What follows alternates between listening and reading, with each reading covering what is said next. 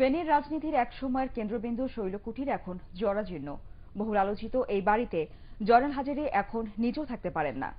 ফেটে গেছে দেয়াল, খুলে পড়েছে পলেস্তারা, বন্ধ জিমনেশিয়াম, প্রমোদ বাগান আর কথিত টর্চার সেল। এক দশক পর জয়নাল হাজারী কি আবার সেই বাড়িতে ফিরছেন, এমন প্রশ্ন এখন ফেনী জুড়ে। আরো জানাচ্ছেন কেরামতুল্লাহ বিপ্লব, ক্যামেরায় ছিলেন কৃষ্ণ দে আকাশ।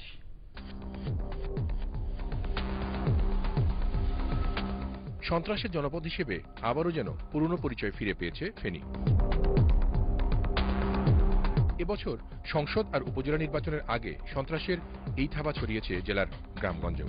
সশস্ত্র হামলার শিকার হয়েছেন বেশ কয়েকজন প্রার্থীও। ৩ তারিখে আমাকে হত্যার উদ্দেশ্যে পরশুরাম বাজারে প্রকাশ্যে হামলা হয়েছে এবং আল্লাহর রহমতে জনগণের দোয়ায় আমি কোনোভাবে ওরকম প্রাণে বেঁচে যাই। তবে ফুলগাজী উপজেলা চেয়ারম্যান একরামুল হক খুন হবার পর ভয় আতঙ্ক ছড়িয়েছে জেলার সব রাজনীতিকের মধ্যে।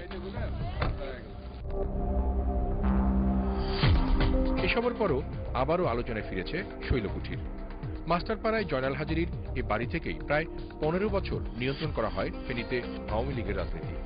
জেলার প্রশাসন, পুলিশও হাজারী নিয়ন্ত্রণ করতেন শৈলকুঠি থেকে।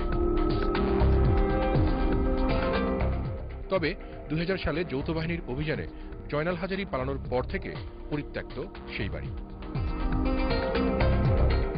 ফেনী শহরের তাবৎ আলোচনায় ছিল শৈলকুঠি নামের এই বাড়িটিকে ঘিরে।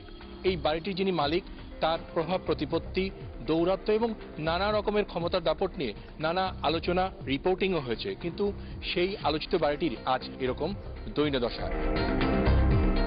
জয়নাল হাজারীর শিষ্যরাই এখনো ফেনীর রাজনীতি নিয়ন্ত্রণ করছে, আর তারাই ফেনীর রাজনীতিতে অবাঞ্ছিত করেছে জয়নাল হাজারীকে।